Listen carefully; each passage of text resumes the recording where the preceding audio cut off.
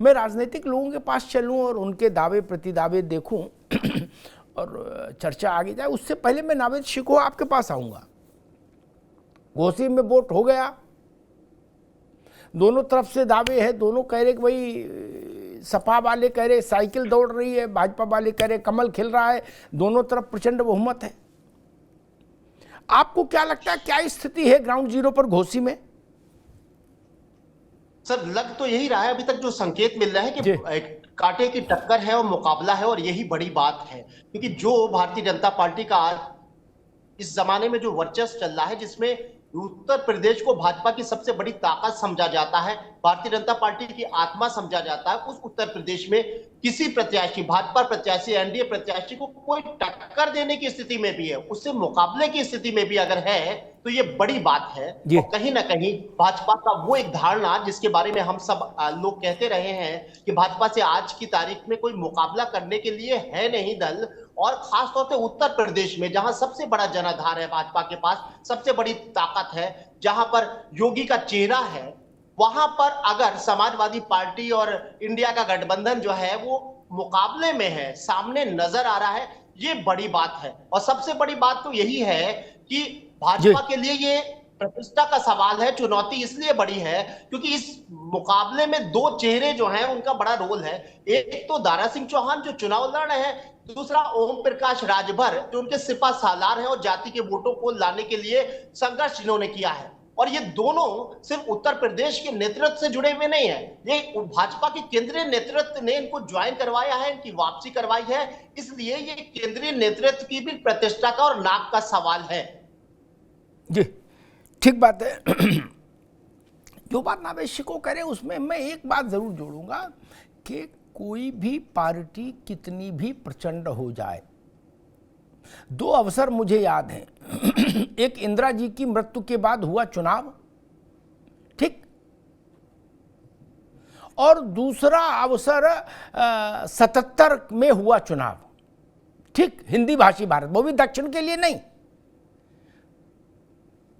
हिंदी भाषी पट्टी से शून्य के आसपास खड़ी कांग्रेस भी 139 सीट लेके आ गई थी शेष भारत से 77 में, ठीक ना, ये भी ध्यान रखना जी। इसलिए ऐसा कोई भारत में माइका लाल नहीं हो सकता। राजीव गांधी 400 पार गए लेकिन फिर भी 145 सीटें और उन्होंने जीती, तो 100 में 100 तो संभव नहीं। वो तो बच्चों के आजकल नंबर ही आते हैं, बाकी चुनाव में 100 में 100 कहां संभव है। लेकिन हाँ, उमेश यादव जी, मैं दोनों बड़े ध्रुवों के पास जाऊं उससे पहले एक आपसे पास ही सवाल लेके आता हूं कि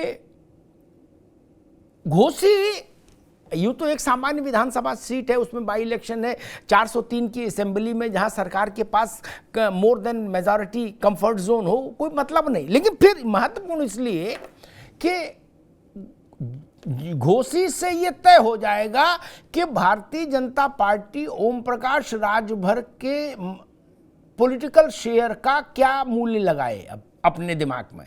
क्या अगर हम राजनीति को शेयर मार्केट कहें, मान ले एक पल के लिए, तो उसमें ओम प्रकाश राजभर के शेयर का मूल्यांकन तय हो जाएगा क्या? नहीं, दारा सिंह का छोड़ो, क्या होगा, अच्छा होगा बुरा होगा, दारा सिंह जाने क्या।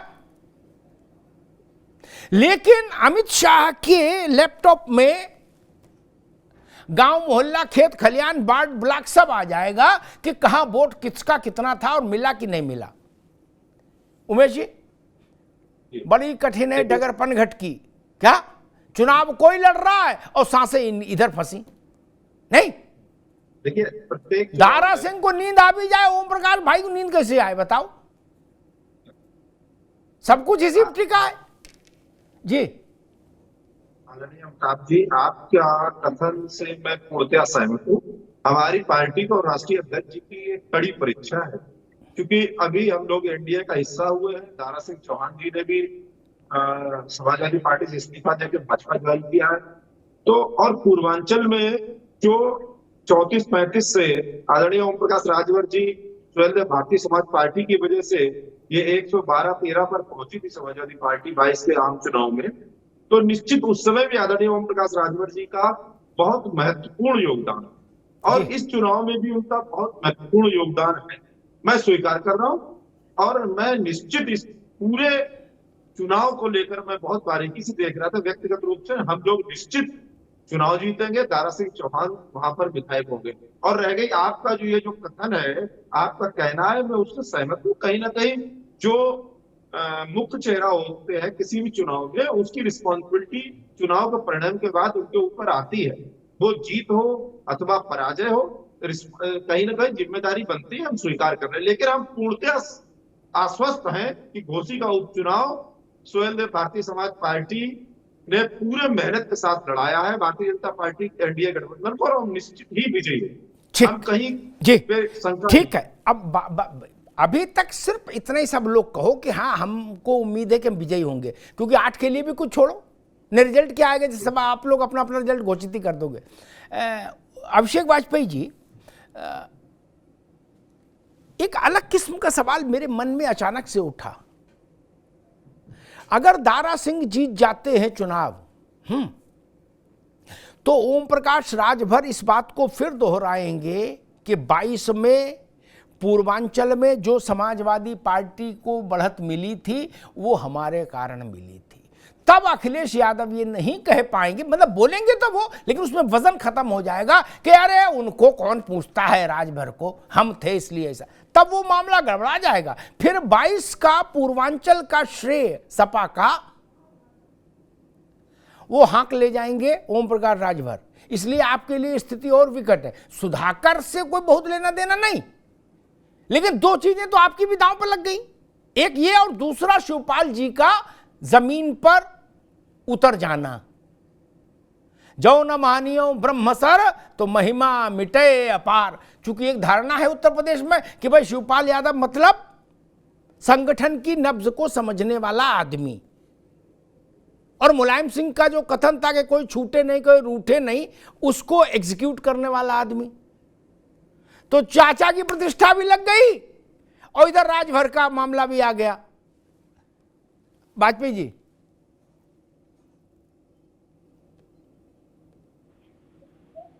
आपकी इस बात पे तो मुझे एक लाइन बड़ी अच्छी सी याद आ रही है।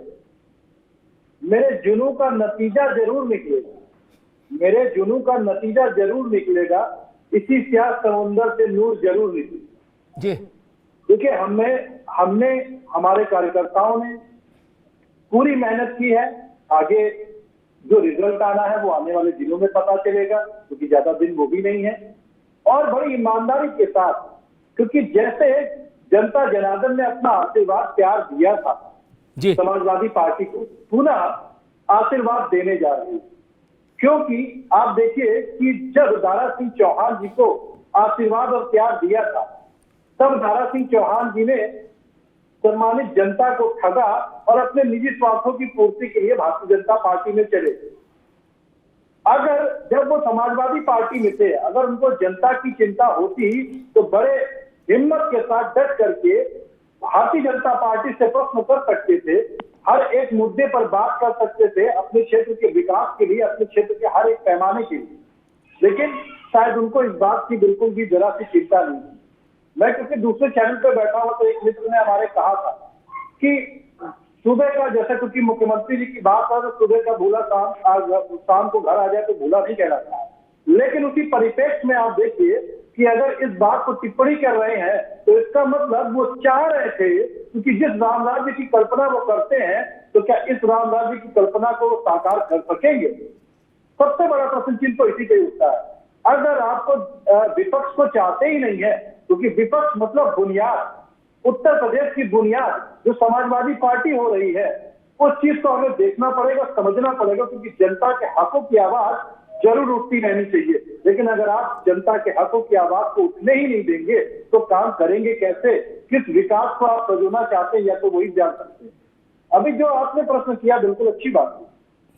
आदरणीय शिवपाल जी का एक नाम है, क्योंकि जमीन के हर एक नब्ज को जो आपने बताया, बिल्कुल हम सब मानते हैं, हम सब उनका अनुयायी हैं, उनके अनुसरण भी करते हैं। वो हम लोग उनके फॉलोअर्स भी हैं, क्योंकि हम लोग को नए दिन सीखने को मिलता है जी।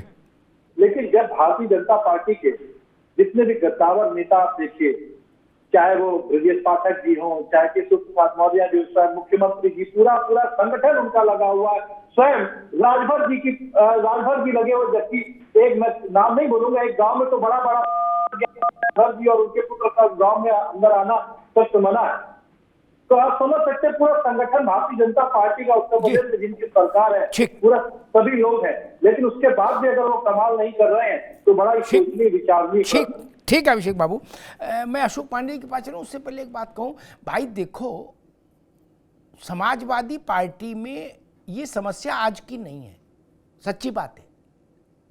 वहां अखिलेश जी, अब आजम खान को तो सक्रिय आप लोगों ने रखा नहीं और वो खुद भी नहीं, अखिलेश यादव, शिवपाल सिंह और रामगोपाल यादव, उसमें रामगोपाल यादव बहुत मतलब इलेक्शन में जनसभा को बहुत वो मोबिलाइज करने वाले उस ढंग के व्यक्ति नहीं, ठीक। तो आप सब भी उतर जाओ तो 3-4 लोग हो गए क्या, और ये सब उतर जाएंगे तो 400 अपने आप हो जाएंगे भाई, स्वाभाविक है। आप आदमी कहां से लाओगे बताओ। और ये हम, अभिषेक रुक जाओ, और ये बात हम कोई अपने मन से नहीं कह रहे, ये आपकी पार्टी के एक बहुत बड़े नेता ने मुझसे कही थी एक बार कि क्या करें, ये समस्या है। नावेद भी इस बात से सहमत होंगे। पूरी डिक्शनरी ढूंढ लो, कौन है, किसको ले जाएंगे, किसमें भाषण कराएंगे, ये तो समझना पड़ेगा ना। उनके पास आदमी है तो वो ले जाएंगे भाई, स्वाभाविक है, जाएंगे, इसमें क्या है।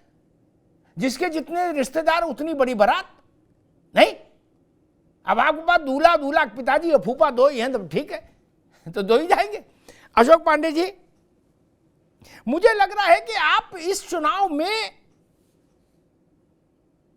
इस मामले को लेके थोड़ा वो है कि भाई चलो, दारा सिंह ने आके कहा कि हम पलट सकते हैं बाजी, तो बोले ठीक है, जा बच्चा लड़ ले, दिखा ताकत। राजभर जी ने कहा कि हम पूर्वांचल फतेह कर सकते हैं, बोले तुम भी ताकत आजमा लो। 8 के बाद दोनों की कॉपी जांचूंगा, तब बताऊंगा कि अब क्या करना है आप दोनों का। नहीं, कुछ ऐसा भाव समझ में आ रहा है। देखिए आपको बता दें, क्योंकि पांडे जी ये बात मैं इसलिए कह रहा हूं, ये तय हो गया था राजभर के आने के समय ही कि उत्तर प्रदेश में कैबिनेट एक्सपेंशन होगा, और ये बात हमसे खुद कही थी ओम प्रकाश राजभर ने, ये नहीं कि कोई गूगल में छपी। क्या हमने पूछा था कि क्या, तो उन्होंने कहा, ये कहा गया भाई हफ्ते भर के अंदर विस्तार होगा और शपथ हो जाएगी। भाजपा ने उसको इसीलिए रोक दिया कि ना, घोषी का नतीजा आने दो, हम देखेंगे, उसके बाद तय करेंगे क्या होगा। अशोक जी, यही है क्या? देखिए आपको बता दें कि दारा सिंह चौहान जी फिर अपने घर लौटे। दारा सिंह जी गलती से समाजवादी पार्टी में चले गए थे, सुबह का भूल जो इन्होंने कहा कि भूला घर लौट आए, तो अपने घर लौट आए थे। मंत्री थे हमारे यहाँ ओम प्रकाश राजभर जी भी हमारे सहयोगी दल रहे, और निश्चित तौर पे उनका प्रभाव उन क्षेत्रों पे जरूर है। निश्चित तौर पे जब परिणाम आएगा तो अखिलेश जी को समझ में आएगा कि ओम प्रकाश राजभर जी का क्या प्रभाव है, इसमें कोई दो राय नहीं है। सबसे महत्वपूर्ण है कि चुनाव में जो हमारे सहयोगी दल हैं जिस तरह की भूमिका अदा कर रहे हैं, निश्चित तौर पे हम कहेंगे सराहनीय है। जिस संजय निषाद जी हैं, संजय निषाद, अनुप्रिया पटेल और ओम प्रकाश राजभर, इन तीनों को भी नाप लोगे आप इसी चुनाव में। सबसे बड़ी बात है अमिताभ भाई कि हमारे यहाँ मुख्यमंत्री से लेके मंत्री तक कार्यकर्ता की बात लगता है। इन लोगों के यहाँ एक ही परिवार के बड़े बड़े नेता, एक ही परिवार के बड़े बड़े नेता, शिवपाल जी, राम गोपाल जी, धर्मेंद्र जी, परमेंद्र जी, बकिया सब बनिहार, दाता एक राम, भिखारी सारी दुनिया। और अंत में ये लोग अपना चमत्कार दिखाने का हंसी आती है। डॉक्टर लोहिया कहते थे कि पूरा समाज हमारा परिवार है, ये कहते हैं पूरा परिवार हमारा समाज है।